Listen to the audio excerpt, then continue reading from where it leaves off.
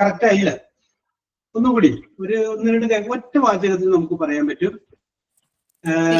India is republic because equality ആണോ sir? Equality അല്ല. ഏത് രാജ്യവും അത് റിപ്പബ്ലിക്കൻ രാജ്യമാണ് എന്ന് പറയുമ്പോൾ നമുക്ക് ആദ്യം മനസ്സിലാക്കുക, head of the state is an elected person. Head of the state is an elected person. ഇന്ത്യയിലെ ഏറ്റവും വലിയ ഭരണാധികാരി എന്ന് പറഞ്ഞാൽ ഇന്ത്യൻ പ്രസിഡന്റാണ്. Is an elected person. അപ്പോ in a country where there is the head of the state is an elected person, so we can say that is a republic. A republican രാജ്യമാണ്. ഇപ്പൊ ഞാൻ ഭരിക്കുന്നു, ഞാൻ ഭരിച്ചതിന് ശേഷം എന്റെ മകൻ, അദ്ദേഹത്തിന് ശേഷം അദ്ദേഹത്തിന്റെ മകൻ, അങ്ങനെയല്ല വരുന്നത്. അതുമല്ലെങ്കിൽ തെരഞ്ഞെടുപ്പിലൂടെ അല്ലാതെ അധികാരത്തിൽ വരുന്ന ആളുകളാണ്. ചില അറബ് രാജ്യങ്ങളില് ചില തെരഞ്ഞെടുപ്പിലൂടെ അല്ലാതെ അധികാരത്തിൽ വരുന്നവരുണ്ട്. But whenever there is the head of the state is ഇപ്പൊ നമുക്കറിയാം, അധികാരം കൈയാളുന്നത് പ്രധാനമന്ത്രിയാണ്. പക്ഷെ അധികാരം മുഴുവൻ നിക്ഷിപ്തമായിരിക്കുന്നത് ഇന്ത്യൻ പ്രസിഡന്റ്. നമ്മുടെ ഈ ജനാധിപത്യ രീതി അനുസരിച്ച് പ്രൈം മിനിസ്റ്റർക്കാണ് അധികാരം കൈയാളുന്നത്. പക്ഷെ അധികാരം മുഴുവൻ കൊടുത്തിരിക്കുന്ന ആർക്കാണ്? Indian president. നാളെ ഒരു എമർജൻസി പ്രഖ്യാപിക്കണമെങ്കിൽ അത് പ്രഖ്യാപിക്കുന്നത് ഇന്ത്യൻ പ്രസിഡന്റാണ്. നാളെ ഒരു യുദ്ധം പ്രഖ്യാപിക്കണമെങ്കിൽ അത് പ്രഖ്യാപിക്കുന്നത് ഇന്ത്യൻ പ്രസിഡന്റ്. അത് മുഴുവൻ കൊടുത്തിരിക്കുന്ന അധികാരം ഇന്ത്യൻ പ്രസിഡന്റിനാണ്. അങ്ങനെ അപ്പൊ നമുക്ക് പറയാം, ഇന്ത്യൻ പ്രസിഡന്റ് ആണ് ഇന്ത്യയുടെ ഏറ്റവും പരമാധികാരി. That person is an elected person. അതൊരു തിരഞ്ഞെടുക്കപ്പെട്ട വ്യക്തിയാണ്. നമുക്കറിയാം, നമ്മൾ തിരഞ്ഞെടുത്ത റെപ്രസെന്റേറ്റീവിൽ നിന്നാണ് അവര് തിരഞ്ഞെടുക്കുന്ന രീതിയിലാണ് ഇന്ത്യൻ പ്രസിഡന്റ് വരുന്നത്. ഓക്കെ, അപ്പൊ നമുക്ക് ഇത് ഓർത്തിരുന്നാൽ മതി. Head of the state is an elected person. Okay, very good. നമ്മുടെ അരിസ്റ്റോട്ടിലിനോട് പണ്ട് ഒരിക്കല് ചോദിച്ചൊരു ചോദ്യം ചോദിക്കുകയാണ്. വിച്ച് ഫോം ഓഫ് ഗവൺമെന്റ്, ഇത് ഞാൻ പറയാൻ വിചാരിച്ചു വന്നൊന്നുമില്ല, which form of government is the best form of government? ഏറ്റവും നല്ല ഭരണം ഏതാണ് എന്ന് ചോദ്യം ചോദിക്കുന്നു. അപ്പൊ Aristotle he is told to be the father of political science. പൊളിറ്റിക്സിന്റെ പിതാവ് എന്നറിയപ്പെടുന്ന വ്യക്തിയാണ് അരിസ്റ്റോട്ടിൽ. അരിസ്റ്റോട്ടിൽ അതിന് പറഞ്ഞൊരു മറുപടിയുണ്ട്. അരിസ്റ്റോട്ടിൽ പറഞ്ഞ മറുപടി ഞാൻ പറയാം, നിങ്ങൾക്ക് എന്ത് തോന്നുന്നു? Which is the best form of government?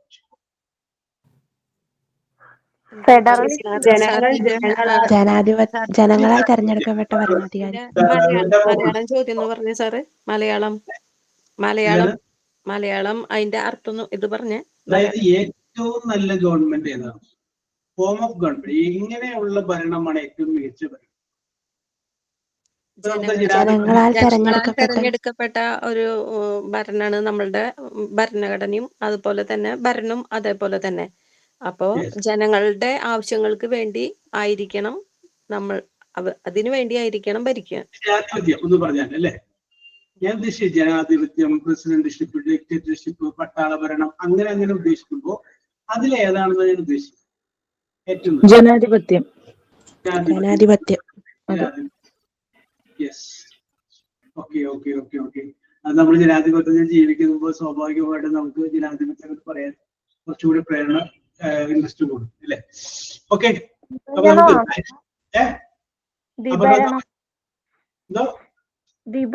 Federalism ആണോ? ഫെഡറലിസം എന്ന് പറഞ്ഞു കഴിഞ്ഞാല് നമുക്ക് ഇന്ത്യയിലുള്ള ഒരു ഫെഡറൽ സംവിധാനമാണ്. അത് അധികാരം മുഴുവൻ കേന്ദ്രത്തിലും, എന്നാൽ ആ അധികാരം മറ്റ് സംസ്ഥാനങ്ങൾക്ക് വിഭജിച്ചു കൊടുക്കുകയും ചെയ്യുന്ന ഒരു ഭരണരീതിയാണ് ഇന്ത്യയിലുള്ളത്. അപ്പോ അതാണ് ഒരു ഫെഡറൽ സിസ്റ്റം എന്ന് പറയുന്നത്. സംസ്ഥാനങ്ങൾക്ക് അധികാരമുണ്ട്, അതിനോടൊപ്പം തന്നെ കേന്ദ്രത്തിന് അധികാരമുണ്ട്. പരമാധികാരം കേന്ദ്രത്തിനാണ്. ഇന്ന് വിചാരിച്ചിട്ട് സംസ്ഥാനത്തിന്റെ അധികാരത്തിലേക്ക് അവർ കൈകടത്തുന്നില്ല. പക്ഷെ ഏതൊരു നിയമം പാസ്സാക്കി കഴിഞ്ഞാലും ആ നിയമം ഇന്ത്യൻ ഭരണഘടനയ്ക്ക് വിരുദ്ധമാണെങ്കിൽ മാത്രമേ കേന്ദ്ര ഗവൺമെന്റ് ഇടപെടാവൂ. അപ്പൊ ഒരു ബില്ല് നിയമമാക്കുന്നതിന് മുമ്പ് കേരളത്തിലാണെങ്കിൽ കേരള ഗവർണർ ഒപ്പുവെക്കണം, കേന്ദ്രത്തിലാണെങ്കിൽ പ്രസിഡന്റ് ഒപ്പുവെക്കണം. പ്രസിഡന്റോ ഗവർണറോ ഒപ്പുവെക്കുന്നതിന് മുമ്പ് അദ്ദേഹം നിയമവിദഗ്ധരുമായിട്ടൊന്ന് ആലോചിക്കും. ആ ആലോചിക്കുന്നത് സംഗതി മാത്രമാണ് ഈ പാസ്സാക്കി വന്നിരിക്കുന്ന നിയമം ഇന്ത്യൻ ഭരണഘടനയ്ക്ക് വിരുദ്ധമാണ്. ബിക്കോസ് ഒരു രാജ്യത്തിന്റെ ഏറ്റവും വലിയ നിയമം എന്ന് പറയുന്ന രാജ്യത്തിന്റെ ഭരണഘടനയാണ്. അപ്പൊ അതിന് വിരുദ്ധമാണോ എന്നാണ് നോക്കുന്നത്. അതിന് വിരുദ്ധമാണെങ്കിലാണ് അവർ ഒപ്പിടാതിരിക്കുള്ളൂ, തിരിച്ചയക്കുന്നത്. ഇതിനെ മറിച്ച് അതിന് വിരുദ്ധമല്ല എങ്കിൽ അപ്പൊ അതിൻ്റെ അകത്ത് വരുന്നൊരു സംഗതിയാണ് ഈ ഫെഡറൽ സിസ്റ്റം. ഇന്ത്യയിലുള്ളത് ഫെഡറൽ സിസ്റ്റം ആണ്. ഓക്കെ, അപ്പോ സാറേ, അപ്പൊ അദ്ദേഹം പറഞ്ഞ മറുപടി എന്തായിരുന്നു സാർ ആ ചോദ്യത്തിന്? ഞാൻ വരാൻ പോകുന്നത്. ഓക്കെ, അതിന് അരിസ്റ്റോട്ടിൽ കൊടുത്ത മറുപടി monarchy is the best form of government എന്നാണ്. മൊണാർക്കി എന്ന് പറഞ്ഞു കഴിഞ്ഞാൽ രാജഭരണമാണ് നല്ലത് പുള്ളി പറയുന്നത്. പക്ഷെ ഒരു കണ്ടീഷൻ പുള്ളി പറയുന്നുണ്ട്, രാജാവ് നല്ലവനായിരിക്കും.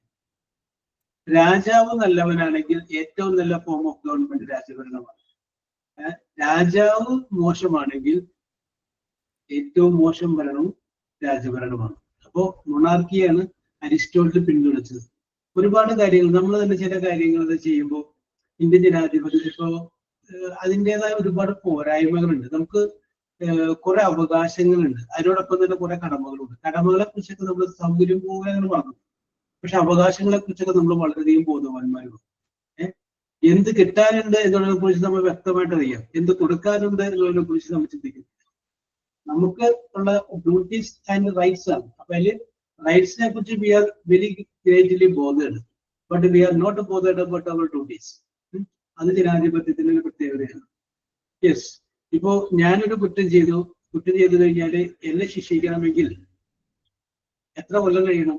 ചിലപ്പോൾ ഒരു 20 കൊല്ലം കഴിയേണ്ടി വരും. ഇത് ഇങ്ങനെ പോയി അതിൻ്റെ ഇടയ്ക്ക് നിയമത്തിന്റെ ലൂപ്പ് ഹോളിലൂടെ ഞാൻ രക്ഷപ്പെട്ട് ഇതെല്ലാം വരും.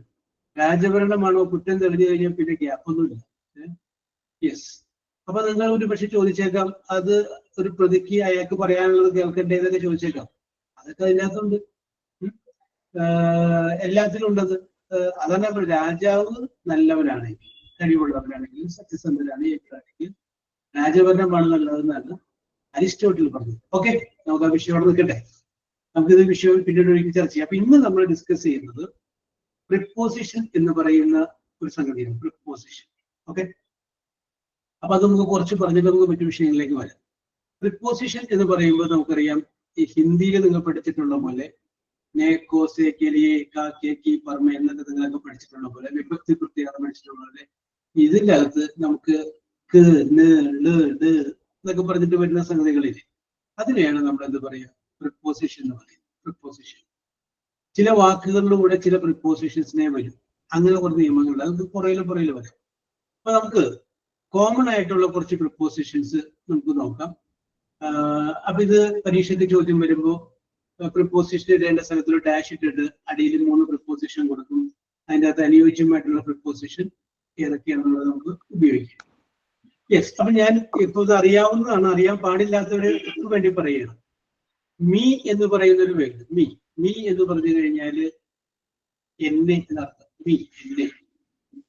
അപ്പൊ ടു മീ എന്ന് പറയുമ്പോഴും എനിക്ക്, എന്നോട്, രണ്ടും വരാം. എനിക്ക് വരാം, എന്നോടും വരാം. ഓക്കെ, അപ്പൊ ആ മീ എന്നുള്ളത് മാറ്റിയിട്ട് നിങ്ങൾ അവിടെ യു എന്ന് ചേർത്ത് ടു യു എന്ന് പറയുമ്പോൾ നിങ്ങൾക്ക്, നിങ്ങളോട്. ടു ദം, അവർക്ക്, അവരോട്. ടു ടീച്ചേഴ്സ്, അധ്യാപകരോട്, അധ്യാപകർക്ക്. അങ്ങനെ ആ വേർഡ് അങ്ങനെ മാറ്റിയാൽ മതി. ഇത് ഞാൻ പറയുന്നത് കോമൺ ആയിട്ടുള്ള കാര്യമാണ് കേട്ടോ, എല്ലാത്തിനും കുറെ എക്സെപ്ഷൻസ് ഉണ്ട്. To me. ഓക്കെ, ഇനി ടു മാറ്റിയിട്ട് ഞാനൊരു വിത്ത് ആക്കിയാണ്. വിത്ത് മീ എന്ന് പറഞ്ഞു കഴിഞ്ഞാൽ എന്റെ കൂടെ, എന്റെ ഒപ്പം. ഐ വർക്ക് വിത്ത് യു, നിന്റെ ഒപ്പം ഞാൻ നടക്കുന്നു. എന്റെ കൂടെ, എന്റെ ഒപ്പം. അത് നിങ്ങൾക്ക് അറിയാവുന്നതാണ്. അപ്പൊ ഇങ്ങനെയൊക്കെയാണ് നമ്മൾ ഉപയോഗിക്കുന്ന കോമൺ ആയിട്ടുള്ള കുറച്ച് പ്രിപ്പോസിഷൻസ്. ഓക്കെ, ആ പ്രിപ്പോസിഷനെ കുറിച്ചാണ് നമ്മൾ ഇന്ന് ഡിസ്കസ് ചെയ്യുന്നത്. കോമൺ ആയിട്ടുള്ള കുറച്ച് കാര്യങ്ങൾ നമുക്ക് പറയാം. ഈ പറയുന്ന കാര്യങ്ങൾ പരീക്ഷയ്ക്ക് വരും, അതിൽ വ്യത്യസ്തമായ കാര്യങ്ങൾ പരീക്ഷയ്ക്ക് ഉണ്ടാവുകയില്ല എന്നുള്ള കാര്യം കൂടി ഓർമ്മിപ്പിച്ചുകൊണ്ട് നമുക്ക് വിഷയത്തിലോട്ട് വരാം. ഓക്കെ, അഖില അജയഘോഷ്.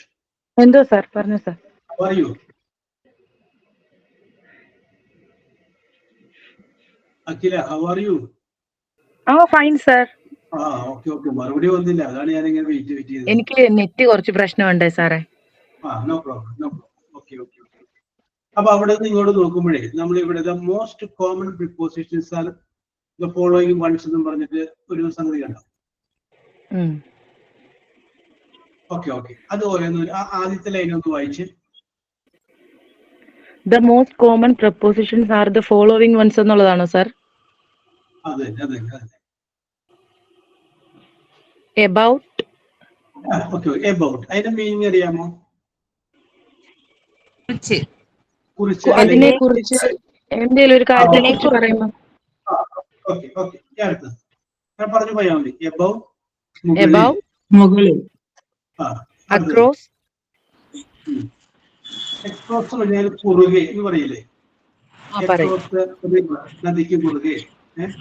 Okay okay okay. ആഫ്റ്റർ, ശേഷം എന്നുള്ള അർത്ഥമല്ലേ സാർ? Okay okay. എഗൈൻസ്റ്റ്, അത് നമ്മൾ അതിനെ കുറിച്ച് ഒരു കാര്യത്തെ പറ്റി പറയുമ്പോ പറയുന്നല്ലേ സാർ? എതിരെ. ഓക്കെ, ഒരാൾക്ക് എതിരെ പറയുന്നല്ലേ? അവൻ എനിക്കെതിരെ വന്നു, ഓപ്പോസിറ്റ്. Okay okay. അടുത്തത് എലോങ്. ഒറ്റയ്ക്ക്. അത് എലോൺ ആണ്. ALONE, എലോൺ ആണ്, ഒറ്റയ്ക്ക്. അത് എലോങ് ആണ്. എലോങ് എന്ന് പറഞ്ഞു കഴിഞ്ഞാല് ലൂടെ എന്ന് പറയില്ലേ? ലൂടെ എന്ന് പറഞ്ഞു, ലൂടെ ലൂടെ. അത് വാക്കിനെ കൂടി നമുക്ക് എന്ന് ചേർത്ത പോലെ ലൂടെ എന്ന് ചേർക്കണം. ഒരു എക്സാമ്പിൾ പറയാം. I walk along the road. എന്താ? ഞാൻ റോഡിലൂടെ നടക്കുന്നു. എന്താ? എലോങ്. ആ റോഡിലൂടെ, റോഡ് എന്നുള്ളതിന് വരുന്ന റോഡ്, ആ ലൂടെ എന്നുള്ള വാക്കുന്നത് എലോങ്. എന്താ? I walk along the road. അപ്പൊ എലോങ് ആ ലൂടെ എന്ന് അർത്ഥം വരുന്നുണ്ട്. ഓക്കെ, മറ്റേത് എലോൺ ആണ്. പറഞ്ഞത് കറക്റ്റ് ആണ്, എലോൺ തനിച്ച്. അടുത്തത് എമങ്. എമങ് എന്ന് പറഞ്ഞു കഴിഞ്ഞാൽ ഇടയിൽ. എമങ് ദം, അവരുടെ ഇടയിൽ. എമങ് യു, നിങ്ങളുടെ ഇടയിൽ. എമങ് ദ ബുക്ക്, ബുക്കുകളുടെ ഇടയിലാണ്. ഇടയിൽ എന്നുള്ള ഇതിപ്പോ നമ്മളൊരു സംഗതി കണ്ടു, അത് എന്തിന്റെ ഇടയിൽ ഇരിക്കുകയാണെങ്കിൽ നമ്മൾ എമങ്, എവിടെ കിട്ടിയത്? എമങ് അക്ഷരത്തിന്റെ ഇടയിൽ കിട്ടി. എമങ് ഇടയിൽ. അടുത്തത് എറൗണ്ട്, ചുറ്റും. അടുത്തത് അറ്റ്. അറൗണ്ട് എന്താ അർത്ഥം സാർ? ചുറ്റും. ഒരുപാട് അർത്ഥങ്ങൾ, ഒരുപാട് സ്ഥലങ്ങളിൽ സംഗതി കയറി വരും. സമയത്തെ കുറിച്ച് പറയുമ്പോൾ അറ്റ് വരും. At 7 o'clock. പിന്നെ അറ്റ് എന്ന് പറഞ്ഞു കഴിഞ്ഞാൽ നേരെ എന്നൊരു അർത്ഥമുണ്ട്. നേരെ, അത് നമുക്ക് കുറച്ചുകൂടി ഡീറ്റെയിലായിട്ട് താഴെ വരുന്നുണ്ട്, നമുക്ക് അവിടെ നോക്കാം. അറ്റ് അപ്പൊ നേരെ. അത് കൂടാണ്ട് പല സ്ഥലങ്ങളിലും മറ്റ് കയറി വരുന്നുണ്ട്. ഇപ്പൊ നമ്മളിപ്പോ ഞാൻ ജനിച്ചത് എറണാകുളം ജില്ലയില് നോർത്ത് പറവൂരാണ്. I was born at Paravur in Ernakulam district. അല്ലെങ്കിൽ നമുക്ക് അപ്പൊ ഉണ്ടാവും വലിയ സ്ഥലത്തിനുള്ളിൽ ചെറിയൊരു സ്ഥലത്തെ കുറിച്ച് പറയുമ്പോൾ അറ്റാണ്. അല്ലെങ്കിൽ കേരളത്തില് എറണാകുളം ജില്ലയിലാണ്, എറണാകുളത്താണ് ഞാൻ ജനിച്ചത്. I was born at Ernakulam in Kerala. Yes. അപ്പൊ അങ്ങനെ അറ്റ് ഒരുപാട് ഉപയോഗങ്ങളുണ്ട്. നമുക്ക് അതിനെ കുറച്ച് കൂടി താഴെ നോക്കാം. ഓക്കെ, അടുത്തൊരാള്, അടുത്തത് വായിച്ച്. ബിഫോർ തുടങ്ങി വായിച്ച അടുത്തൊരാള്. ബിഫോർ, ശേഷം. അല്ലല്ല, ബിഫോർ ആഫ്റ്റർ ആണ് ശേഷം. ബിഫോർ മുൻപ്. ബിഹൈൻഡ്, പിറകിൽ. ബിലോ, അടിയിൽ. ബിലോ എന്ന് പറഞ്ഞു കഴിഞ്ഞാല് ബിനീത്ത്, അരിക്ക്. അരിക്ക് അല്ല അല്ല, ബിലോ എന്ന് വിചാരിച്ചാൽ മതി. രണ്ടും സെയിം മീനിങ് ആണ്. ബിസൈഡ്, അരികിൽ. ബിസൈഡ്സ്, കൂടാതെ. വെരി ഗുഡ്, ഞാൻ കറക്റ്റ് ആണ്. Very good, very good. Beside means അരികിൽ. ബിസൈഡ്സ് മീൻസ് കൂടാതെ. കൂടാതെ എന്ന് പറയുമ്പോ മറ്റേ വഴക്കിട്ടിട്ട് കൂടാതെ എന്ന് വിചാരിക്കരുത്. In addition to bag, besides bag I took the suitcase. ആ ബാഗ് എടുക്കുന്നതും കൂടാതെ ഞാൻ സൂട്ട് കേസ് കൂടെ എടുത്തിട്ടുണ്ട്. ബിസൈഡ്സ്, അത് കൂടാതെ, ഇൻ അഡീഷൻ ടു എന്നാണ്. ഓക്കെ, അടുത്തത് ബിറ്റ്വീൻ, ഇടയിൽ. ഇടയിൽ. ബിയോണ്ട്, അപ്പുറം. അപ്പുറം, മുകളിൽ, അപ്പുറം. ഓക്കെ ഓക്കെ ഓക്കെ ഓക്കെ, മതി മതി. അടുത്തൊരാള് ബട്ട് മുതൽ. ഞാൻ പറയാം സർ. ബട്ട്. ബട്ട് എന്തെന്നാൽ. പക്ഷേ. പക്ഷേ കോമഡി ഉണ്ട്, അത് വിട്ടുപോയതാണ്. ബൈ കഴിഞ്ഞിട്ട് കോമഡി. ബൈ അടുത്താണ് ഡൗൺ. By down. ബൈ മതി. ബൈ ബൈ ബൈ എന്ന് വെച്ചാ പോകുക എന്നുള്ള അർത്ഥം. അല്ല, പോവുക എന്നുള്ള അർത്ഥം അത് നമ്മൾ മറ്റേ ബൈ. BYE. എന്ന് വെരി ഗുഡ് എന്ന് നമ്മളിപ്പോ ഒരു സംഗതിയൊക്കെ ഒരു പടമൊക്കെ വെച്ചിട്ട് ബൈ റോഷിനി ബൈ ദീപ്തി എന്ന് പറയുന്നില്ലേ ആ ബൈ ആണ് എന്ന് അർത്ഥമാണ്. ആരാൽ ബൈ യു നിങ്ങളാൽ, ബൈ ദം അവരാൽ, ബൈ സ്റ്റുഡൻസ് വിദ്യാർത്ഥികളാൽ, അങ്ങനെ അർത്ഥമാണ്. ഓക്കെ ബൈ കോമിഡ മലയാളത്തിൽ പറയാൻ ബുദ്ധിമുട്ടാണ്, മനസ്സിലാക്കി വെച്ചാൽ മതി. അടുത്ത ഡൗൺ. ഡൗൺ എന്ന് പറഞ്ഞാല് ഡൗൺ എന്ന് വെച്ചാ താഴെ. എന്താ ഡൗൺ എന്ന് വെച്ചിട്ടുണ്ടെങ്കിൽ നമ്മള്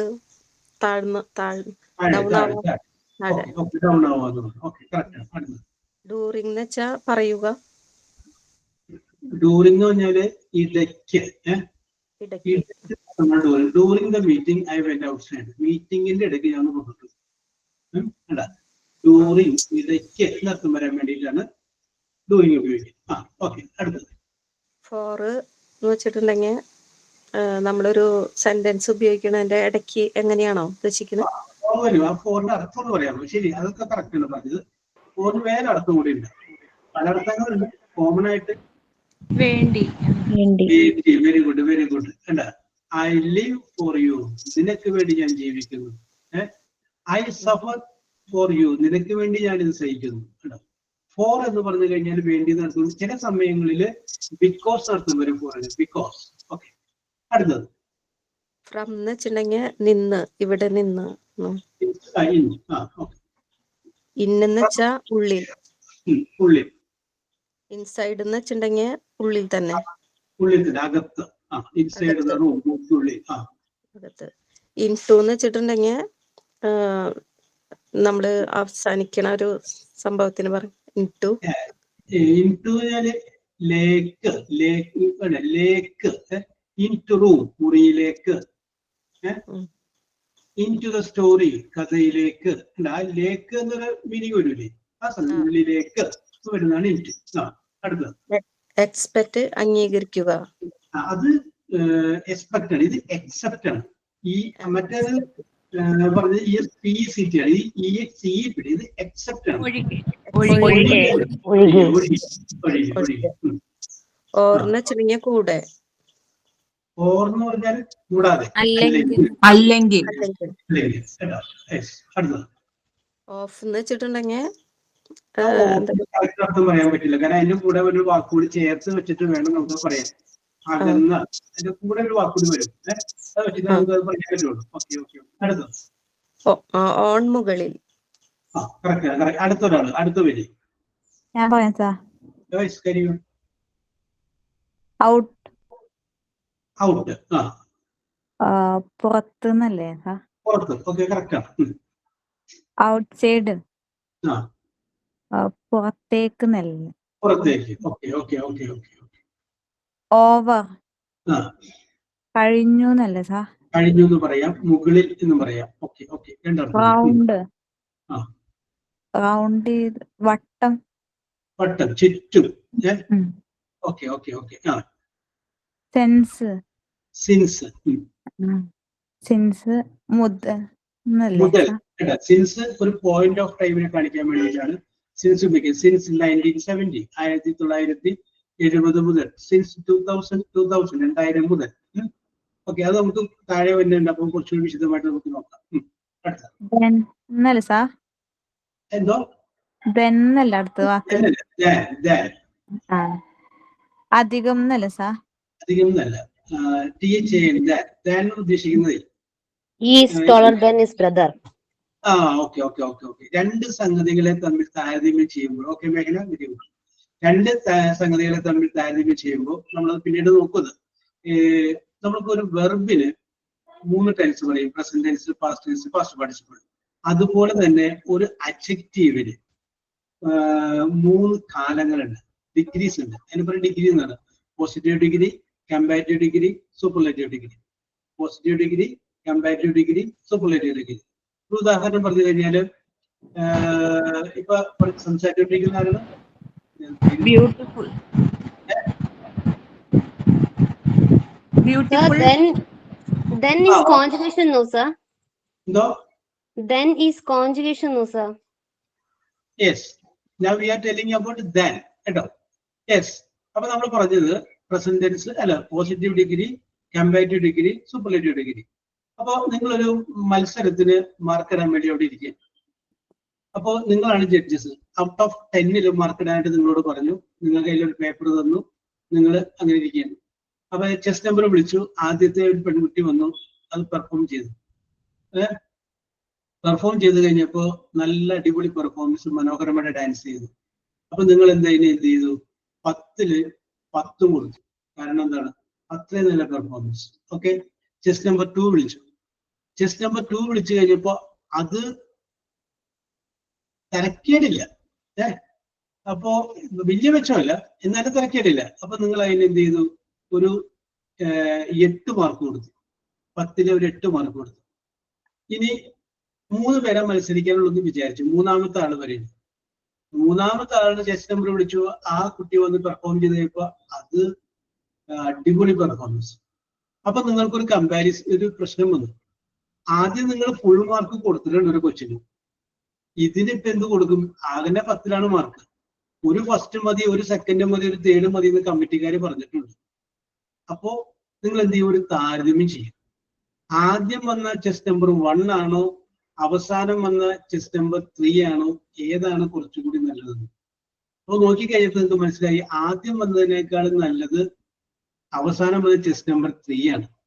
അപ്പൊ ആദ്യം വന്നതിന് നിങ്ങളൊന്ന് 9 ആക്കി, എന്നിട്ട് അവസാനം വന്നതിന് നിങ്ങൾ എന്ത് ചെയ്തു? 10 ആക്കി. 3 പേരല്ലേ ആകെയുള്ളൂ. ഇനി ആരും വരാനില്ല. ഇനി ആരെങ്കിലും വരാനുണ്ടായിരുന്നെങ്കിൽ നിങ്ങൾ 10 കൊടുക്കൂല. നിങ്ങൾക്ക് മനസ്സിലായി. കാരണം ഇതിനേക്കാൾ നല്ല രീതി വന്നു കഴിഞ്ഞാൽ പണിയാവുന്നത്. അപ്പൊ ചെസ് നമ്പർ 1ന് നിങ്ങൾ 9 കൊടുത്തു, ചെസ് നമ്പർ 2ന് 8 കൊടുത്തു, ചെസ് നമ്പർ 3ക്ക് 10 കൊടുത്തു. ഇനി നമുക്ക് ഇനി വേറൊരു രീതിയിലോട്ട് വരാം. അപ്പൊ ഇവിടെ 8, 9, 10 എന്ന് പറഞ്ഞ് മാർക്ക് കൊടുത്തില്ലേ? ഒരു സംഗതി കണ്ടു. നിങ്ങൾ കടയിൽ പോയി ഡ്രസ്സ് നല്ലത്, അപ്പൊ നിങ്ങൾ it is very good, good എന്ന് പറയാം. അപ്പൊ ആ ഗുഡ് എന്ന് പറയുന്നതിനേക്കാളും കുറച്ചുകൂടി നല്ലതാണെങ്കിൽ അതിന് നമുക്ക് എന്ത് പറയാം? ബെറ്റർ എന്ന് പറയാം. ബെറ്റർ. ആ ബെറ്ററിനേക്കാളും നല്ലതാണ് വിവരിക്കും. അപ്പൊ നമ്മൾ എന്ത് പറയാം? ബെസ്റ്റ് എന്ന് പറയാം. ബെസ്റ്റ്. ആ ബെസ്റ്റിനേക്കാൾ അപ്പുറത്ത് വരെ ഉണ്ടാവരുത്. ബെസ്റ്റ് എന്ന് നമ്മൾ ചാടിക്കേറിയ ഒന്നിനും കൊടുക്കുക. കാരണം അതിനേക്കാൾ നല്ലത് വന്ന പണിയാണ്. അപ്പൊ അത്രയും ഉറപ്പുണ്ടെങ്കിലേ നമുക്ക് ബെസ്റ്റ് പറയണ്ട. നല്ലത്, കുറച്ചുകൂടി നല്ലത്, ഏറ്റവും നല്ലത്. നിങ്ങൾ പണ്ട് സ്കൂളിൽ പഠിച്ചിട്ട് കോണ്ടാക്ട് സർട്ടിഫിക്കറ്റ് പഠിച്ചപ്പോൾ എഴുതിയിട്ടുണ്ട് Deepthi your character is good എന്ന് എഴുതിയിട്ടുണ്ട്. അപ്പൊ ഗുഡ് എന്ന് പറയുമ്പോൾ അതിന്റെ അർത്ഥം എന്താണ്? കുറെ എണ്ണം ഗുഡ് ഉണ്ട്. ബെസ്റ്റ് അതിന്റെ അപ്പുറത്ത് കുറച്ചുകൂടി നല്ലതാണെങ്കിൽ ബെറ്റർ എന്ന് എഴുതാമായിരുന്നു. അത് എഴുതിയില്ല. കുറച്ചുകൂടി നല്ലതാണെങ്കിൽ ബെസ്റ്റ് എന്ന് എഴുതാമായിരുന്നു. ഇപ്പോ ആ വർഷം അവിടെ ഒരു കുട്ടി കിണറ്റിൽ വീഴുകയും ഒരു പയ്യനെ ചാടി രക്ഷിക്കുകയൊക്കെ ചെയ്ത ഒരു വിദ്യാർത്ഥി ഉണ്ടെങ്കിൽ ആ കുട്ടിയോടെ കോണ്ടാക്ട് ചെയ്തുമ്പോൾ ടീച്ചർ എഴുതും ബെസ്റ്റ് എന്ന് എഴുതി. എക്സലന്റ്. ഓക്കെ. നമ്മളിവിടെ പോസിറ്റീവ്, കമ്പാരിറ്റീവ്, സൂപ്പർലേറ്റീവിന്റെ ഉദാഹരണം പറയാൻ വേണ്ടിയിട്ടാണ് മേഖല ഞാനിത് പറഞ്ഞത്. ഓക്കെ. എക്സലന്റ് എന്നൊക്കെ ഉണ്ട്. കുഴപ്പം വാക്കുകളൊക്കെ ഉണ്ട്. യെസ്. അല്ലോ. അപ്പൊ ഞാൻ പറഞ്ഞു വരുന്നതാണ്, ഒരു വെർബിന് 3 ടെൻസ് ഉള്ളതുപോലെ ഒരു അഡ്ജക്റ്റീവിന് 3 ഡിഗ്രീസ് ഉണ്ട്. അതിനെ പറയുന്ന പേരാണ് പോസിറ്റീവ് ഡിഗ്രി, അടുത്തതിനെ പറയുന്ന പേരാണ് കമ്പാരിറ്റീവ് ഡിഗ്രി, അടുത്തതിനെ പറയുന്നത് സൂപ്പർലേറ്റീവ് ഡിഗ്രി. അപ്പൊ രണ്ടെണ്ണത്തിനെ തമ്മിൽ താരതമ്യം ചെയ്യുമ്പോഴാണ് ഈ ദാൻ എന്ന് പറയുന്ന വാക്കോട് കയറി വരുന്നത്. ഇപ്പൊ പറയാം, മേഘന ഈസ് ബെറ്റർ ദാൻ രേഷ്മ. ചിലപ്പോൾ അത് ഉദാഹരണം പറഞ്ഞാൽ രേഷ്മ, അത് മേഘന ഈസ് ബെറ്റർ ദാൻ രേഷ്മ, രേഷ്മയേക്കാൾ നല്ലതാണ് മേഘന. കണ്ടാ? അപ്പൊ കാൾ എന്ന അർത്ഥം വന്നില്ലേ? ഇതാ സംഗതിയാണ് ദാൻ. ഓക്കെ, അത് പറയാൻ വേണ്ടി പറഞ്ഞതാണ്. നേരത്തെ വായിച്ചുകൊണ്ടിരുന്നാണ്, ബാക്കി പറഞ്ഞോളൂ. ഓക്കെ.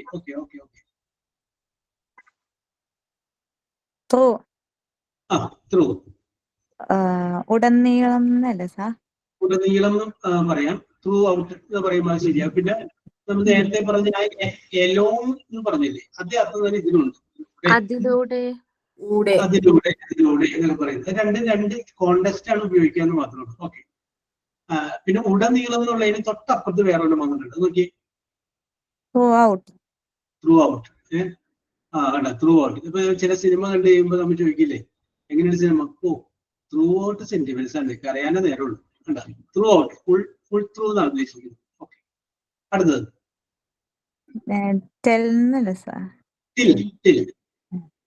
Till. ടിൽ എന്ന് പറഞ്ഞു കഴിഞ്ഞാൽ വരെ, ടിൽ 5 o'clock 5 മണി വരെ. ടിൽ ഐ റിട്ടേൺ ഞാൻ മടങ്ങി വരുന്നത് വരെ. ടിൽ യു റിജക്ട് മീ നീ എന്നെ ഉപേക്ഷിക്കുന്നത് വരെ. ആ വരെ എന്ന് ചേർക്കൂലേ, അതാണ് ടിൽ. ഇനി അടുത്തവര് വായിച്ചു, രണ്ടുകൂടെ ഉള്ളൂ. താങ്കൾ തന്നെ വായിച്ചു. ടുവാർഡ്സ്. Towards. ടുവാർഡ്സ് എന്ന് പറഞ്ഞാല് നേരെ, നേരത്തെ അറ്റ് പറഞ്ഞില്ലേ, അതേ അർത്ഥം തന്നെ. Under എന്നല്ല സാർ? അടിയിൽ, താഴെ. അടുത്തത് Until. അണ്ടിൽ. അണ്ടിൽ എന്ന് പറഞ്ഞു കഴിഞ്ഞാലും അതേ നേരത്തെ ടിൽ എന്ന് പറഞ്ഞ അതേ അർത്ഥം തന്നെയാണ് വരെ. രണ്ട് സന്ദർഭങ്ങൾ ഉപയോഗിക്കുന്നത് മാത്രമേ ഉള്ളൂ. ഓക്കെ ഓക്കെ, വരെ. അടുത്തത് Up. അപ്പ്. നമ്മളെപ്പോഴും ഉപയോഗിക്കുന്ന വാക്കില്ലേ, മുകളിൽ. കേട്ടാ. With. നേരത്തെ നമ്മൾ തുടക്കത്തിൽ പറഞ്ഞില്ലേ, വിത്ത്, കൂടെ, ഒപ്പം. അവസാനം മീനിങ് വരുമോ അടുത്തത് സർ? അൺടിൽ എന്ന് പറയുമ്പോൾ അവസാനം എന്നുള്ളൊരു മീനിങ് വരുമോ? ഓക്കെ ഓക്കെ ഓക്കെ, വരും. വിത്തിൻ. അടുത്തത് Within. ഉള്ളിൽ. ഉള്ളിൽ. അകത്ത്. ശരി ശരി ശരി. വിത്തൗട്ട്. Without. കൂടാതെ. ഷുഗർ. വിത്തൗട്ട് ഇല്ലാതെ. ചായ. ഇല്ലാതെ. കൂടാതെ. കൂടാതെ. ശരിയാണ് ശരിയാണ് ശരിയാണ്. ഓക്കെ സർ, ഈ ത്രൂ ഔട്ടിന്റെ മീനിങ് എന്തെന്ന് മനസ്സിലായില്ല. ത്രൂ ഔട്ട് എന്ന് പറഞ്ഞാല് തുടക്കം മുതൽ അവസാനം വരെ. ഫുൾ, ഉടനീളം. ഉടനീളം. ഓക്കെ ഓക്കെ, കറക്റ്റ് മലയാളം വേണം. Through out the year. Through out the year, ആ വർഷത്തിലുടനീളം. ആകെ പ്രശ്നങ്ങളായി 2024. Through out the year I was in great problems. മറ്റേ പ്രശ്നം, ഈ പ്രശ്നം കേട്ട പറ്റിയ പ്രശ്നങ്ങളൊക്കെ ആയിരുന്നു. പിന്നീട് 2025 ആയപ്പോഴാണ് പ്രശ്നങ്ങളൊക്കെ മാറി അടിപൊളിയായത്. Okay okay okay. അപ്പൊ നമുക്ക് ഒന്ന് രണ്ട് കാര്യങ്ങളൊന്നും ജസ്റ്റ് നോക്കിയിട്ട് നമുക്ക് പോകാം. അപ്പോൾ നമ്മളിവിടെ കോമൺ ആയിട്ടുള്ള കുറച്ച് പ്രിപ്പോസിഷനെ കുറിച്ച് പറഞ്ഞു. അതാണ് കോമൺ ആയിട്ടുള്ള അതിന്റെ മീനിങ് നമ്മൾ പറഞ്ഞു. പിന്നെ പല സന്ദർഭങ്ങളിലും ഇത് ഉപയോഗിക്കുന്നതനുസരിച്ച് ചില വ്യത്യാസങ്ങൾ വരും. നമ്മളൊരു എക്സാമ്പിൾ പറയും. ഞാനിപ്പോ ശ്രീലക്ഷ്മി എന്നോടൊരു കാര്യം പറയും, ഒരു പ്രപ്പോസൽ അല്ലെങ്കിൽ ഒരു എന്തെങ്കിലും വിഷയവുമായി ബന്ധപ്പെട്ട ഒരു കാര്യം പറയും. എനിക്ക് ശ്രീലക്ഷ്മി പറഞ്ഞ ആ ഐഡിയനോട് താല്പര്യമില്ല, പക്ഷെ ശ്രീലക്ഷ്മി എനിക്ക് ഇഷ്ടമാണ്. സിറ്റുവേഷൻ മനസ്സിലാക്കണം. ശ്രീലക്ഷ്മി പറഞ്ഞ കാര്യത്തോട് എനിക്ക് വിയോജിപ്പാണ്, പക്ഷെ ശ്രീലക്ഷ്മിയോട് എനിക്ക് വിയോജിപ്പില്ല. അപ്പൊ നമ്മൾ എന്ത് പറയും? ഐ എഗ്രി വിത്ത് യു എന്ന് പറയും. വിത്ത് യു എന്ന് പറഞ്ഞു കഴിഞ്ഞാല് പറയുന്നതിനോട് വിയോജിപ്പുണ്ടാവാം, പക്ഷെ ശ്രീലക്ഷ്മിയോട് വിയോജിപ്പില്ല. ഇനി രണ്ടാമത്തെ ഒരു കേസ് പറയാം. ശ്രീലക്ഷ്മിയോട് എനിക്ക് വിയോജിപ്പാണ്, പക്ഷെ ശ്രീലക്ഷ്മി പറഞ്ഞ കാര്യത്തോട് എനിക്ക് യോജിപ്പാണ്. അപ്പോ എനിക്ക് താല്പര്യമില്ലാത്ത ഒരാളാണ് ശ്രീലക്ഷ്മി, എനിക്ക് വിയോജിപ്പുള്ള ആളാണ്. പക്ഷെ ഇപ്പൊ പറഞ്ഞ കാര്യം അത് ശ്രീലക്ഷ്മി പറഞ്ഞതാണ് കറക്റ്റ് ആണോ. അപ്പൊ അത് ഒരു ഐഡിയയോടാണെങ്കിൽ എഗ്രി ടു എന്ന് വരും. അപ്പൊ agree with a person to base. അപ്പൊ എഗ്രി കഴിഞ്ഞതിന് ശേഷം ഒരു ഡാഷ് കാണുമ്പോൾ അതിന്റെ അടിയിൽ ടു ഉണ്ട്, വിത്ത് ഉണ്ടെങ്കിൽ ഒന്ന് ആലോചിച്ചേക്കണം. ഇത് ആ സെന്റൻസിന്റെ അർത്ഥം ഒന്ന് നോക്കണം.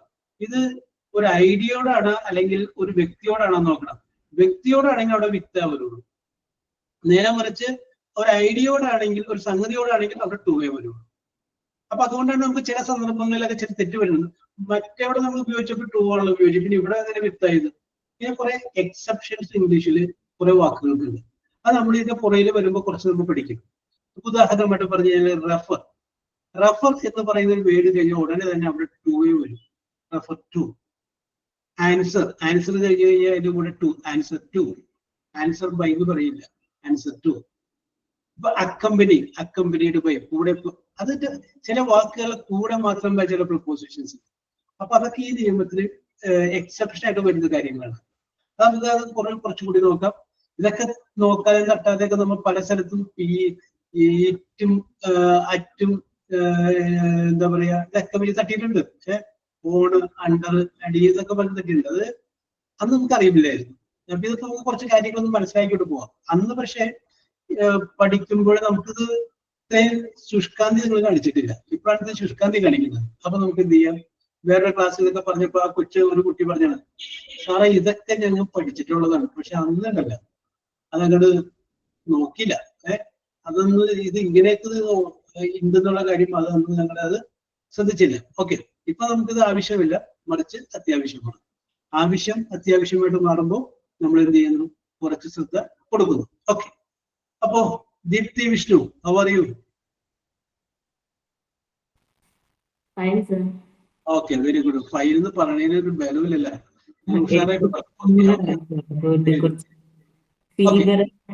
അതുകൊണ്ട് കുറച്ച് ടയേർഡാണ്. Okay, no problem. ഒറ്റ വാചകം കൊടുത്ത എക്സ്പ്രഷൻ ഓഫ് ടൈം കാണിക്കാൻ വേണ്ടിയിട്ടാണ് ഇത് ഉപയോഗിക്കുന്നത്. അറ്റ് എന്ന് പറയുന്ന പ്രിപ്പോസിഷൻ ഉപയോഗിക്കുന്നത്. അപ്പൊ നമ്മൾ ആദ്യം അറ്റ് എടുക്കുകയാണ്. At it is used to denote a point of time. ഒരു പോയിന്റ് ഓഫ് ടൈം കാണിക്കാൻ വേണ്ടിയിട്ടാണ് പലപ്പോഴും അറ്റ് എന്ന് പറയുന്ന വേർഡ് ഉപയോഗിക്കുന്നത്. നേരത്തെ നമ്മൾ നേരെ എന്നർത്ഥം പറഞ്ഞു, അറ്റ് മീ, എന്റെ നേരെ. അതുകൂടാതെ it denote a point of time. ഇനി അതിനോടൊപ്പം തന്നെ ഏതെങ്കിലും വർഷങ്ങളിൽ ഏതെങ്കിലും ഫെസ്റ്റിവൽസിൽ ആഘോഷങ്ങൾ ഉണ്ടാവില്ലേ, ആ ആഘോഷങ്ങളെ കുറിച്ച് പറയുമ്പോഴും അവിടെയും അറ്റ് എന്ന് പറയുന്ന പ്രിപ്പോസിഷൻ ഉപയോഗിക്കും. At Christmas, at Ramzan, at Deepavali ഉണ്ടോ? ആ ആഘോഷങ്ങൾക്ക് കൂടെയും അറ്റ് എന്ന് പറയുന്ന പ്രിപ്പോസിഷൻ ഉപയോഗിക്കുന്നു. അറ്റ് ബർത്ത്ഡേയും at dinner, at the weekend, അങ്ങനെ. അപ്പൊ നമ്മള് അറ്റിന്റെ ഉപയോഗത്തെ കുറിച്ച് പറയുമ്പോൾ ഇത് രണ്ടും ഓർത്തിരിക്കുക. ഒന്ന്, to show a point of time, ഒരു പോയിന്റ് ഓഫ് ടൈം കാണിക്കാൻ വേണ്ടി ഉപയോഗിക്കുന്നു. രണ്ടാമത് ഉപയോഗിക്കുന്നത് ഫെസ്റ്റിവൽസിന്റെ കൂടെ ഉപയോഗിക്കുന്നു. അപ്പോ ഇതിന്റെ ചോദ്യം വരുമ്പോൾ ഒരു ഫെസ്റ്റിവൽ വന്നതിന്റെ ഒരു ചോദ്യമായിരിക്കും വരിക. അതായത് I return home dash Christmas. അവിടെ അറ്റ് ഉണ്ടാവും, ഇന്നുണ്ടാവും, ഓൺ ഉണ്ടാവും. അപ്പൊ അവിടെ എന്താ നമുക്ക് ഉപയോഗിക്കാം? At Christmas. ഓക്കെ ഓക്കെ, ഇതേപോലെ എന്റെ ചോദ്യം. അപ്പൊ ഇത് രണ്ടും നിങ്ങൾ ഓർത്തിരുന്നാൽ മതി. ഇനിയും ഒരുപാട് ഉപയോഗങ്ങൾ ഇട്ടിട്ടുണ്ട്. ഒന്ന് എ പോയിന്റ് ഓഫ് ടൈം, അടുത്തത് ടു ഡിനോട്ട് എ ഫെസ്റ്റിവൽ. നോക്കിയേ, നോക്കിയേ, the meeting will start at 5 o'clock. കണ്ട, ആ 5 o'clock മീറ്റിംഗ് ആരംഭിക്കും. അതൊരു പോയിന്റ് ഓഫ് ടൈമാണ്, കറക്റ്റ് സമയം. 5 മണിക്ക് മീറ്റിംഗ് ആരംഭിക്കും. അതിന്റെ തൊട്ട് മുന്നിൽ ഏറ്റവും നിൽക്കണ്ട at denote a point of time. ഇനി അതിന്റെ താഴെ അടുത്ത സെന്റൻസ് രണ്ടാമത്തെ നോക്കി, we will come to your house at Easter. ഞങ്ങൾ നിന്റെ വീട്ടിലേക്ക് ഈസ്റ്ററിന് വരും. ആ ഈസ്റ്റർ എന്നുള്ളത് മാറ്റിയിട്ട് അവിടെ റംസാൻ ആക്കാം. അതുമല്ലാന്നുണ്ടെങ്കിൽ അത് മാറ്റിയിട്ട് അവിടെ ദീപാവലി ആക്കാം. അതുമല്ലാന്നുണ്ടെങ്കിൽ അവിടെ മാറ്റിയിട്ട് ക്രിസ്മസ് ആക്കാം. Okay, what ever it may be. അപ്പൊ ആഘോഷങ്ങൾക്ക് മുന്നില്, ഫെസ്റ്റിവലിന് മുന്നില്, അതിനോടൊപ്പം തന്നെ സമയത്ത്. ഓക്കെ ഓക്കെ, ഈ രണ്ട് കാര്യങ്ങളൊന്ന് ഓർത്തു വെച്ചു. യെസ്. ഇനി next we go to the next preposition. അടുത്തൊരാള് ആരാണ്?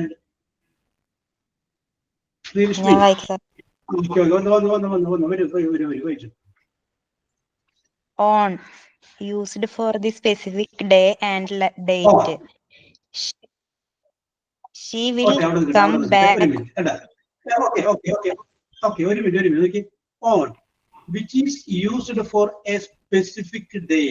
ഒരു പ്രത്യേക ഒരു ദിവസത്തെ കുറിച്ച് പറയണമെങ്കിൽ, ഒരു പ്രത്യേകമായ ഡേറ്റിനെ കുറിച്ച് പറയണമെങ്കിൽ അവിടെ നമ്മൾ എന്ത് ഉപയോഗിക്കണം? ഓൺ എന്ന് ഉപയോഗിക്കണം. എന്ന് വരും? തിങ്കളാഴ്ച വരും.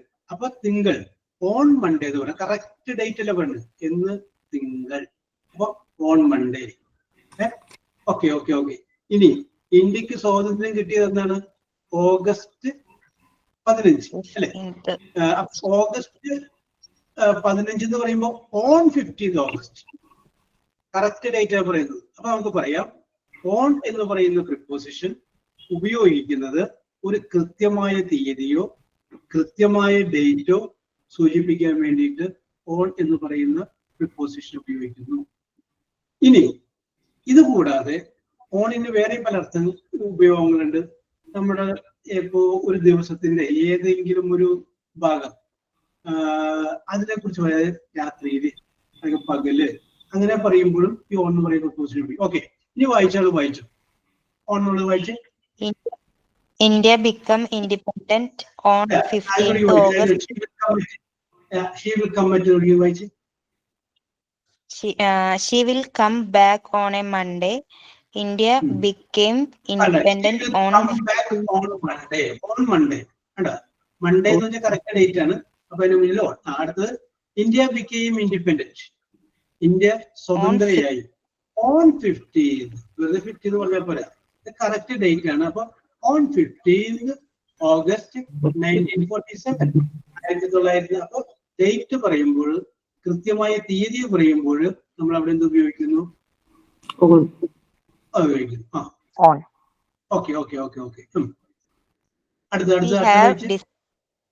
We have decided to visit Malambuzha on New Year's Day. New ഇയറിന്റെ ദിവസം ഒരു വർഷത്തിലെ സ്പെസിഫിക് ആയിട്ടുള്ള കാര്യങ്ങളെ കുറിച്ച് പറയുമ്പോൾ അതപ്പോ നമുക്ക് വേണമെങ്കിൽ ന്യൂ ഇയർ ഡേ എന്നുള്ളതിന് പകരം ക്രിസ്മസ് ഡേ എന്ന് പറയാം. ആ ഡേ എന്ന് പറയുന്ന വേർഡ് അവിടെ ഇല്ലായിരുന്നെങ്കിൽ ഓൺ വരില്ല, പറ്റ ക്രിസ്മസ് വരും. ക്രിസ്മസ് ഡേ എന്ന് വന്നത് കൊണ്ടാണ് അവിടെ എന്ത് വന്നത്? ഓൺ വന്നത്. ക്രിസ്മസ് ദിവസം ഒരു സ്പെസിഫിക് ആയിട്ട് പറയുന്നത്. യെസ്. അപ്പൊ we have decided to visit Malampuzha on new year day. New ഇയറിന്റെ ദിവസം ഞങ്ങൾ മലമ്പുഴ സന്ദർശിക്കുന്നത്. ന്യൂ ഇയറും ക്രിസ്മസ് ഒക്കെ ഒറ്റ ദിവസം മാത്രമല്ല, അപ്പൊ ഡേ തന്നെ സ്പെസിഫൈ ചെയ്യേണ്ട ആവശ്യമുണ്ടോ? നമുക്ക് ഇതിന്റെ അകത്ത് പാർട്ട് ഓഫ് ദ ഡേ ആണ് ഇത് ഉദ്ദേശിക്കുന്നത്. ഇപ്പൊ നമ്മൾ തരം കൊടുത്തല്ലോ, on the night of Christmas day, അല്ലെങ്കിൽ in the morning of the Christmas day. Part ശരിയാണ്. ന്യൂ ഇയർ ക്രിസ്മസ് എന്ന് പറയുമ്പോൾ ഡിസംബർ 25 ന്യൂ ഇയർ എന്ന് പറയുമ്പോൾ it is a part of the day. ആ ദിവസമല്ല, ആ ദിവസത്തിന്റെ പാർട്ട്. യെസ്. അതുകൊണ്ടാണ് അവിടെ ഡേ എന്ന് വരാൻ കാരണം. ഓക്കെ. അല്ലെങ്കിൽ നമുക്ക് അവിടെ അറ്റ് പറഞ്ഞാൽ മതി. യെസ്. ഒന്നുകൂടി ഒന്നുകൂടി ശ്രദ്ധിച്ചേക്കാം. രണ്ട് കാര്യങ്ങൾ ഓർത്തിരിക്കുക. നമ്മൾ നേരത്തെ അറ്റിനെ കുറിച്ച് ഇവിടെ രണ്ട് കാര്യം. ഒന്ന്, ഓൺ ഉപയോഗിക്കുന്നത് specific day, specific date. Specific ഡേറ്റിനെ കുറിച്ച് പറയുമ്പോഴും സ്പെസിഫിക് ഡേറ്റിനെ കുറിച്ച് പറയുമ്പോഴും നമ്മൾ ഇത് ഉപയോഗിക്കുന്നു, ഓൺ എന്ന് പറയുന്ന പൊസിഷൻ ഉപയോഗിക്കുന്നു. ഓക്കെ. അടുത്ത ആള് ദീപ്തി. ദീപ്തിനെ നേരത്തെ വിളിച്ചതാണ്, അപ്പോ വന്നപ്പോഴേക്കും അടുത്ത ആൾ കയറി പോയി. ഓക്കെ ദീപ്തി. ഓക്കെ പറഞ്ഞോളൂ sir. Used for a specific part of any such day. Okay. Let's see in the park on Saturday. Okay. അതിന്റെ താഴെ ഇൻ ഉള്ളത് വായിക്കും. In. Similarly, on the night of January 25, on Onam morning, on Christmas Eve. Okay. On Christmas അതിന്റെ താഴെയുള്ളതാണ് ഞാൻ ഒരിക്കലും പറഞ്ഞത്. In വായിക്കും. In മുതലുള്ളത്. Used before they started denote a period of time. Our factory started functioning in 1996. അവിടെ നിൽക്കട്ടെ നോക്ക്. അപ്പോ in എന്ന് പറയുന്ന വാക്കിൽ നമ്മൾ നേരത്തെ നമ്മൾ നോക്കിയിട്ട് പറഞ്ഞു ഉള്ളിൽ, അകത്ത് എന്നൊക്കെ അർത്ഥമുണ്ടെന്ന് പറഞ്ഞു. In the room, in you, നിങ്ങളിൽ. ഇവിടെ ഒരു സമയത്തിന്റെ ഒരു കാലഘട്ടത്തെ ഒരു സമയം കാണിക്കാൻ വേണ്ടിയിട്ട്, സമയത്തിന്റെ ഒരു കാലഘട്ടം കാണിക്കാൻ വേണ്ടിയിട്ട്, അല്ലെങ്കിൽ ലെങ്ത് ഓഫ് ടൈം, സമയത്തിന്റെ ഒരു ദൈർഘ്യം കാണിക്കാൻ വേണ്ടിയിട്ട് ഇൻ എന്ന് പറയുന്ന പ്രിപ്പോസിഷൻ ഉപയോഗിക്കുന്നത്. ഉള്ളിൽ, അകത്ത് എന്ന് തന്നെയാണ് അതിന്റെ അർത്ഥം വരെ. അപ്പൊ നോക്കിയേ, അവർ ഫാക്ടറി, ഞങ്ങളുടെ ഫാക്ടറി സ്റ്റാർട്ടഡ് ഫങ്ഷനിങ്, പ്രവർത്തിക്കാൻ ആരംഭിച്ചു ഇൻ 1996. 1996 അപ്പൊ അത് കാണിക്കുന്നതാണ് കറക്റ്റ് ഒരു പീരീഡ് ഓഫ് ടൈമാണ്. 96 എന്ന് പറയുമ്പോൾ അതിനൊരു തുടക്കമുണ്ട്, അതിനൊരു അവസാനമുണ്ട്. ഒരു പീരീഡ് ഓഫ് ടൈം കാണിക്കാൻ വേണ്ടിയിട്ടാണെങ്കിൽ അവിടെ നമ്മൾ ഉപയോഗിക്കുന്നു ഇൻ എന്ന് പറയുന്ന പ്രിപ്പോസിഷൻ ഉപയോഗിക്കുന്നു. നേരെ മറിച്ച് ആ പീരീഡ് 96 എന്ന് പറയുന്നതിന് തൊട്ട് മുന്നേ ഒരു ഡേറ്റ്, ഒരു മാസം ഉണ്ടെങ്കിൽ അവിടെ ഓൺ കയറി വരും. കറക്റ്റ് സ്പെസിഫിക് ആയത്. മറ്റത് പീരീഡാണ്. ഓക്കെ, അതാണ് അതിനോട് വ്യത്യാസം. യെസ്. അപ്പൊ അതിന്റെ മുന്നിൽ ഒരു മാസം ഉണ്ട്. പറഞ്ഞു അതൊന്നും കൂടി ഒന്ന് പറഞ്ഞു തന്നെ. ഓക്കെ. അപ്പൊ നമുക്കൊരു ഉദാഹരണം പറയാം. ഇപ്പൊ നമ്മള് ആ ഓൺ പറഞ്ഞ സ്ഥലത്ത് നോക്കി, India ബിക്കെയും independent on 15th August എന്നുള്ളത് ഇല്ലാന്ന് വിചാരിക്കും. അപ്പൊ ഇന്ത്യ ബിക്കെയും ഇൻഡിപെൻഡന്റ് ഇൻ 1947 എന്ന് പറയാൻ പറ്റുള്ളൂ. 1947 ഇന്ത്യ സ്വാതന്ത്ര്യമായി. അതൊരു പീരീഡാണ് പറയുന്നത്. 47 എന്ന് പറഞ്ഞ വർഷം, ഒരു പീരീഡ്. നേരെ മറിച്ച് ആ 47 തൊട്ട് മുമ്പ് ഒരു മാസവും അതിനു മുമ്പ് ഒരു തീയതിയും പറയുമ്പോൾ സ്പെസിഫിക് ആയിട്ട് പറയും, എടുത്ത് പറയണം, കറക്റ്റ് പറയണം. അപ്പൊ അവിടെ എന്ത് വന്നു? ഓൺ വന്നു. അതുപോലെ ഇവിടെ ഈ ഇൻ എന്ന് പറയുന്ന എക്സാമ്പിളില് അവർ ഫാക്ടറി സ്റ്റാർട്ടഡ് ഫങ്ഷനിങ്, ഞങ്ങളുടെ ഫാക്ടറി പ്രവർത്തിക്കാൻ ആരംഭിച്ചു ഇൻ 1996, 1996. അവിടെ ഇൻ 1996 മുമ്പ് വേറെ വാക്കുകളെന്ന് ചോദിക്കുക, സെപ്റ്റംബർ 10 എന്ന് വിചാരിക്കും. അപ്പൊ അവിടെ എന്ത് വരും? നമുക്ക് അത് എഴുതി വരും, അവർ factory started functioning on 10th September 1996. അങ്ങനെ വരും. എങ്ങനെയാണെങ്കിൽ മാസവും തീയതിയും കറക്റ്റ് ആയിട്ട് പറഞ്ഞിട്ടുണ്ടെങ്കിൽ, ഇവിടെ മാസവും തീയതിയും ഇല്ല, വർഷം മാത്രമാണ്. അതൊരു പീരീഡ് ഓഫ് ടൈമാണ്. അതുകൊണ്ടാണ് ഇൻ വരാം. അപ്പൊ ഇൻ എന്ന് പറയുന്ന സംഗതി it shows A period of time. ഇനി നമുക്ക് വേണമെന്നുണ്ടെങ്കിൽ ചില ആളുകളോട് ചില കാര്യങ്ങൾ നമ്മുടെ മക്കളോട് പറയുന്നു, പഠിക്കാനാണ് കുറച്ചു നേരം കഴിയുമ്പോൾ പഠിച്ചിട്ടില്ല, അപ്പൊ പറയാം ഒരു 2 മണിക്കൂറുകൾ പഠിച്ചേക്കണം. You study it in 2 hours. 2 മണിക്കൂർ, അല്ലെങ്കിൽ ഇൻ 1 day, ഒരു ദിവസത്തിനുള്ളിൽ, അല്ലെങ്കിൽ ഇൻ 2 weeks, 2 ദിവസത്തിനുള്ളിൽ, 2 ആഴ്ചക്കുള്ളിൽ.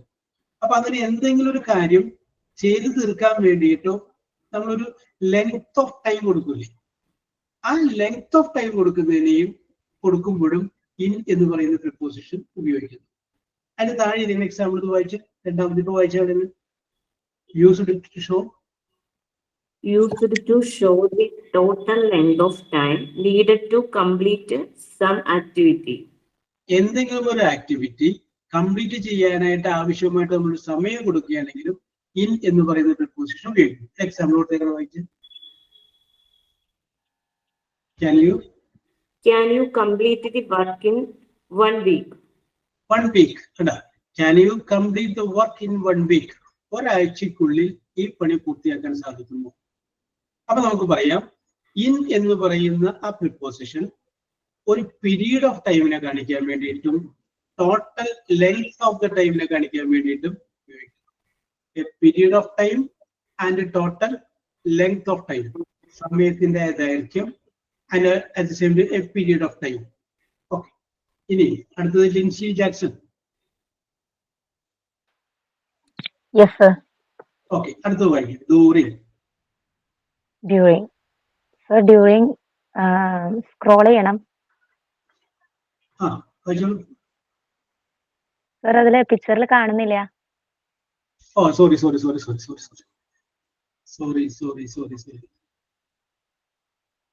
Yes, okay. Yes.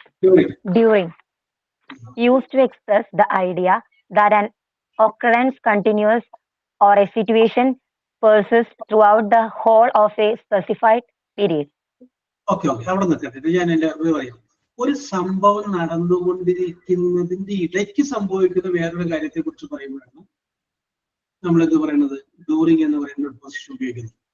To express an idea while a situation continues. ഒരു സിറ്റുവേഷൻ കണ്ടിന്യൂ ചെയ്യും,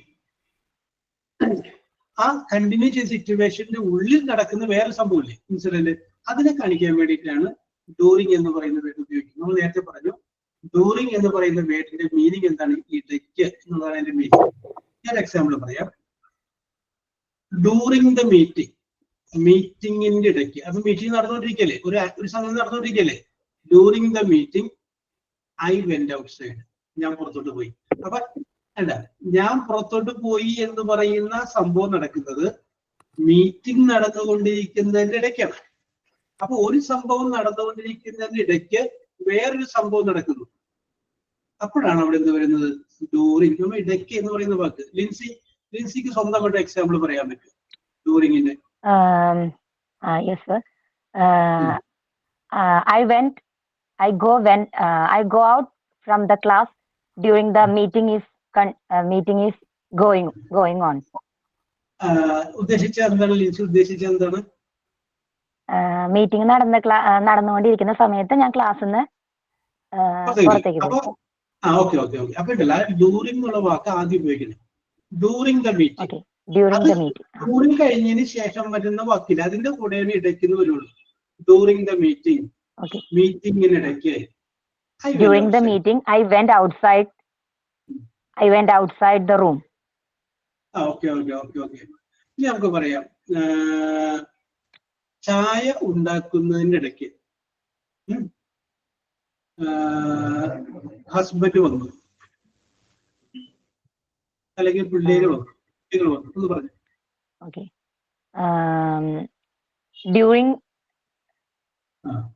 During I make the tea, the children will come.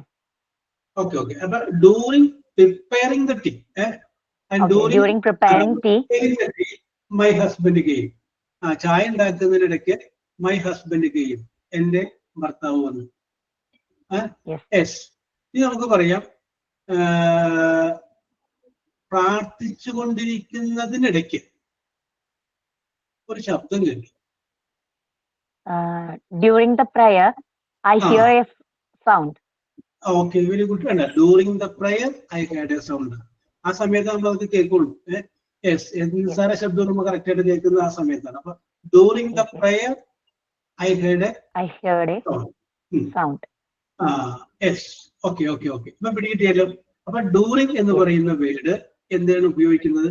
To express an idea while a situation continues. ഒരു situation നടന്നുകൊണ്ടിരിക്കുന്നതിന് ഇടയ്ക്ക് സംഭവിക്കുന്ന മറ്റു കാര്യങ്ങളെ കുറിച്ച് പറയാൻ വേണ്ടിയിട്ടാണ് ഡ്യൂറിംഗ് എന്ന് പറയുന്ന വേർഡ് ഉപയോഗിക്കുന്നത്. യെസ്. ഇനി അടുത്ത ആള് Fathimath. Sir, Okay, how are you, Fatimat? I'm fine. Okay. How are you, sir? By. Okay. By എന്നുള്ളത് വായിക്കും. By എന്നുള്ളത്. By used to donate the latest time by which something is to be done. You should complete the work by next Monday. അടുത്ത തിങ്കളാഴ്ചക്കുള്ളിൽ work complete ചെയ്യണം. അതായത് to express the latest time. നമ്മളിപ്പോ നേരത്തെ പറഞ്ഞില്ലേ, in 2 weeks, 2 ആഴ്ചക്കുള്ളിൽ. അത് latest time, 2 ആഴ്ച എന്ന് പറയുന്ന ഒരു പീരീഡ് കൊടുക്കണം. ഇവിടെ അങ്ങനെയല്ല. നമ്മൾ ഒരു കറക്റ്റായ ലേറ്റസ്റ്റ്, ഏറ്റവും അവസാനം ഇത്ര മണിക്കുള്ളിൽ എന്ന് പറയുമ്പോ to express the latest time. Latest ടൈമിനെ കുറിച്ച് പറയാൻ വേണ്ടിയിട്ട് അതിന് എക്സാമ്പിൾ കൊടുത്തിട്ടുണ്ട്. You must be home. നീ വീട്ടിലുണ്ടാകണം ബൈ 9 o'clock. 9 മണിക്ക്. 9 മണിക്ക് വീട്ടിലുണ്ടാവണം. 8 മണിക്ക് ഉണ്ടായാലും കുഴപ്പമില്ല, 7 മണിക്ക് ഉണ്ടായാലും കുഴപ്പമില്ല, പക്ഷെ 9 മണി വിട്ടു പോകരുത്. അതാണ് ആ ബൈ 9 എന്ന് പറയുമ്പോൾ അത് വിട്ടപ്പുറത്തേക്ക് പോകാനായിട്ട് പറ്റില്ല. മക്കൾ പഠിച്ചുകൊണ്ടിരിക്കുമ്പോ 8 മണിക്ക് നമ്മൾ ചെന്നിട്ട് അവനോട് നമ്മൾ പറയാണ്, you should complete the lesson by 9 o'clock. ഞാൻ 9 മണിയാകുമ്പോ വരും, അപ്പോഴും ഈ ലെസൺ കംപ്ലീറ്റ് ആക്കി ഉണ്ടാവും. You should finish the homework by 7 o'clock. 7 മണിക്ക് ഇത് ലേറ്റസ്റ്റ് ടൈമാണ്. അപ്പൊ by is used to express the latest time. ഏറ്റവും അവസാനമായിട്ട് നമ്മൾ കൊടുക്കുന്ന ആ സമയത്തെ കുറിച്ച് സൂചിപ്പിക്കാൻ വേണ്ടി ഉപയോഗിക്കുന്നു. And it is also used before day and night. രാത്രിയോ പകലോ അതിനെ കുറിച്ച് പറയുമ്പോഴും നമ്മൾ ഈ ബൈ എന്ന് പറയുന്ന പ്രിപ്പോസിഷൻ ഉപയോഗിക്കാറുണ്ട്. ഓക്കെ, അടുത്ത വരി കൂടി ഒന്ന് വായിച്ച് രണ്ടാമത്തെ എക്സാമ്പിൾ വായിച്ചു. Used before day and night with the same meaning as during. People traveling at night ഉപയോഗിക്കുന്ന അതേ അർത്ഥത്തിൽ തന്നെ ഈ ബൈ എന്ന് പറയുന്ന വേർഡ് ഉപയോഗിക്കാറുണ്ട്. എക്സാമ്പിൾ താഴെ കൊടുക്കുന്നുണ്ട്. People traveling at night should keep a flashlight with them. People traveling by night. രാത്രിയിൽ യാത്ര ചെയ്യുന്നവർ. സർ, ഇവിടെ അറ്റെന്നാ കൊടുത്തിട്ടുള്ളത്. ബൈ ആണല്ലോ, അറ്റെന്നാ കൊടുത്തിട്ടുള്ളത്. അത് ചില സ്ഥലത്ത് ബൈ ആണ്. ബൈ അറ്റ് കളഞ്ഞ ബൈ ആക്കി. അല്ല അത് നമുക്ക് നോട്ട് വരുമ്പോൾ അതിനകത്ത് കറക്റ്റ് ചെയ്ത് തരും. By night should keep a flashlight with them. കയ്യിലൊരു ടോർച്ച് കരുതുന്നത് നല്ലതാണ് ബൈ നൈറ്റ്. ഓക്കെ, അപ്പോ നമ്മളിപ്പോ പറഞ്ഞ ബൈ എന്ന് പറയുന്ന സംഗതി അല്ലെങ്കിൽ ആ പ്രിപ്പോസിഷൻ ഉപയോഗിക്കുന്നത് to express the latest time before the day and night. ഇന്ന് നമ്മൾ പറഞ്ഞത് ഇൻ പറഞ്ഞു, ഓൺ പറഞ്ഞു, ബൈ പറഞ്ഞു, പിന്നെ ഡ്യൂറിങ് പറഞ്ഞു. ഓക്കെ ഓക്കെ ഓക്കെ, ഇത്രയും വേണം പറഞ്ഞത്. കുറച്ചുകൂടി കൂടുതൽ പോയിട്ട് നമ്മൾ വിചാരിച്ചതാണ്. അപ്പൊ അത് തീർന്നില്ല. പിന്നെ ഒരു ലെറ്റർ ഒക്കെ പറയിപ്പിക്കണമെന്നൊക്കെ വിചാരിച്ചാണ് ഞാൻ വന്നത്. ചർച്ചകളൊക്കെ കഴിഞ്ഞ് വന്നപ്പോഴേക്കും സമയം കുറച്ച് പോയി. നമുക്ക് കുറച്ച് ആക്ടിവിറ്റീസ് ഒക്കെ ചെയ്യാനുണ്ട്. ഇപ്പൊ ഞാൻ മാത്രം ഇങ്ങനെ പറഞ്ഞുകൊണ്ടിരുന്നിട്ട് കാര്യമില്ല. നിങ്ങൾ കൂടി ഒന്ന് കൂടെ പോകുന്നെങ്കിലും മാത്രമേ നമുക്ക് അതൊക്കെ ശരിയാക്കാൻ പറ്റുള്ളൂ. ഓക്കെ, അപ്പൊ അടുത്ത ക്ലാസ്സുകളിലേക്ക് വരുമ്പോൾ ഞാൻ അരമണിക്കൂർ നമ്മൾ ഗ്രാമറുമായി ബന്ധപ്പെട്ട കാര്യങ്ങളൊക്കെ ഒന്ന് നോക്കും. ഒരു അരമണിക്കൂർ നമ്മൾ മറ്റ് ആക്ടിവിറ്റീസിലോട്ട് പോകും. ഓക്കെ, അപ്പൊ അതിനകത്ത് നിങ്ങളും കൂടി, ഞാനപ്പോ തുടക്കമായത് കൊണ്ടാണ് പയ്യത് സാവകാശമായത്. ഇനിയിപ്പോ നമുക്ക് കുറച്ച് സ്പീഡിൽ അങ്ങോട്ട് പോവാം. നിങ്ങൾക്ക് ഇംഗ്ലീഷൊക്കെ അറിയാവുന്ന ആളുകളാണ്. അപ്പൊ കുറച്ച് ഇതേപോലെ നിങ്ങൾ കുറച്ച് വാക്കുകളൊക്കെ നിങ്ങൾ ഇന്ന് റിപ്പബ്ലിക് ഡേനെ കുറിച്ച് പറഞ്ഞ പോലെ എന്തെങ്കിലും ഒരു സംഗതിയെ കുറിച്ച് നിങ്ങളൊന്ന് പ്രിപ്പയർ ചെയ്ത് വന്നോ. എന്നിട്ട് വേണമെന്നുണ്ടെങ്കിൽ ഒന്നുമില്ലെങ്കിൽ ഞാൻ ഇന്ന് ഇന്ന വിഷയത്തെ കുറിച്ച് തന്നെ ഇപ്പൊ 2-3 ദിവസമായിട്ട് പേപ്പറിൽ ഇന്ന വിഷയമാണ് സാറേ, ഞാൻ അതിനെ കുറിച്ച് 2 വാക്കൊന്നും പറയാം നിങ്ങൾ പറഞ്ഞു. അപ്പൊ അത് പറയുമ്പോൾ മറ്റുള്ളവർക്കും അത് പറയാനായിട്ടൊരു പ്രേരണയാവും. നിങ്ങൾ വളരെ അപ്ഡേറ്റ് ആവും. അപ്പൊ ഈ അടുത്ത ദിവസം ചിലപ്പോൾ കോടതിയുടെ വിധി ഉണ്ടായി. നിങ്ങൾക്ക് അതിനെ കുറിച്ചുള്ള അഭിപ്രായം പറയാം. ഇൻ മൈ കൺസെപ്റ്റ് ഞാൻ വായിച്ചപ്പോൾ എനിക്ക് ഇങ്ങനെയാണ് തോന്നുന്നത്. അപ്പൊ നിങ്ങൾക്ക് അല്ലെങ്കിൽ ഞാൻ ചെറിയൊരു കഥ പറയാം. നിങ്ങളത് പറഞ്ഞു, നമുക്കതൊക്കെ എന്നെ ഉൾപ്പെടുത്താം. നിങ്ങളത് പറഞ്ഞു വെച്ചിട്ട് ഇത് ആരോടെങ്കിലും പറയാൻ പറ്റാണ്ട് വിഷമിക്കാറില്ല. ചിലപ്പോൾ എന്റെ മനസ്സിൽ ഈ സംഗതി നിങ്ങൾ നന്നായിട്ട് പാട്ട് എഴുതുന്ന ഒരാളാണ്, പക്ഷെ നിങ്ങൾക്ക് അവസരം കിട്ടിയാലേ എഴുതാൻ പറ്റുള്ളൂ. യെസ്, അപ്പോ നിങ്ങൾക്ക് നന്നായിട്ട് ഭക്ഷണം ഉണ്ടാക്കാൻ അറിയുന്ന ഒരാളാണ്, പക്ഷെ നിങ്ങൾക്ക് കിച്ചണിലേക്ക് കയറാൻ ഒരു അവകാശം ഉണ്ടെങ്കിലേ നിങ്ങൾക്ക് അതൊക്കെ ചെയ്യാൻ പറ്റുള്ളൂ. യെസ്, അവിടെ നമുക്ക് റൈറ്റ് ഇല്ല എങ്കിൽ നമുക്ക് പ്രകടിപ്പിക്കാൻ പറ്റും. അപ്പൊ ഇത് പ്രകടിപ്പിക്കാനായിട്ടുള്ള ഒരു വേദിയാണ് നിങ്ങൾക്ക് മുന്നിൽ വരുന്നത്. നമ്മളിവിടെ അങ്ങനെ 60 പേരുണ്ട്. ഈ 60 പേരടങ്ങുന്ന ചെറിയൊരു കുടുംബമാണ് നമ്മുടേത്, സ്മോൾ ഫാമിലി. അപ്പൊ അവിടെ നിങ്ങൾ പ്രിപ്പയർ ചെയ്യാൻ ഞാൻ ഒരു സംഭവം പറയാം. അത് ഇംഗ്ലീഷിൽ പറയുമ്പോൾ കുറച്ചുകൂടി ബെസ്റ്റായി. കാരണം ഇത് കഴിഞ്ഞതിന് ശേഷം നേഴ്സറി സ്കൂളിൽ ചേർത്ത് നിങ്ങൾക്ക് കുട്ടികളോട് പറയാൻ ഉള്ളതാണ്. My dear children, what happened yesterday, ഇതിൽ എന്താ ഉണ്ടായത്. അപ്പൊ ആ കുട്ടി അത് പറയുമല്ലോ. യെസ്, അപ്പൊ അങ്ങനെ നമുക്ക് ഒരുപാട് കാര്യങ്ങൾ പറയാം, അവരെ കൊണ്ട് പറയിപ്പിക്കാനുള്ളതാണ്. അപ്പൊ അവരെ സപ്പോർട്ട് ചെയ്ത് നമ്മൾ നിൽക്കാനുള്ളതാണ്.